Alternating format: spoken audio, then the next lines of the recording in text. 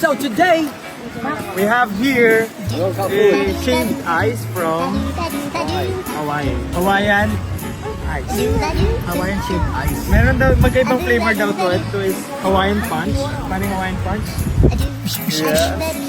And this one is, ano yung blue? Ano yung blue? Blue Hawaii. A blue Hawaiian punch. And we're gonna taste it. Let's go.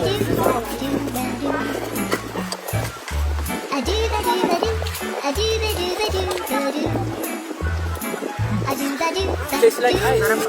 Nasa coconut. Ah, yun.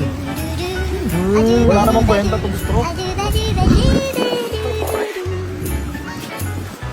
Sarap. Masarap yung red. Hilig pa naman ako sa yellow. Mas marap yung red.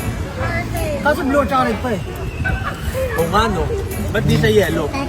Galing mo dun. Mas masarap yung red. Mainit nga lang. Sabi sa'yo, mas masarap pa rin ako eh. Kaya natin ubusin to. Nice.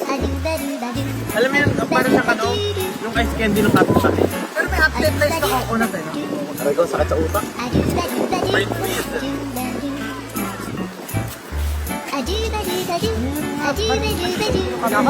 Alam niyo yung ice candy na pinuputol, ay yung hinahati sa gitna. Kaya to? Huwag mo nang tanong kung magkano. Sarap-sarap.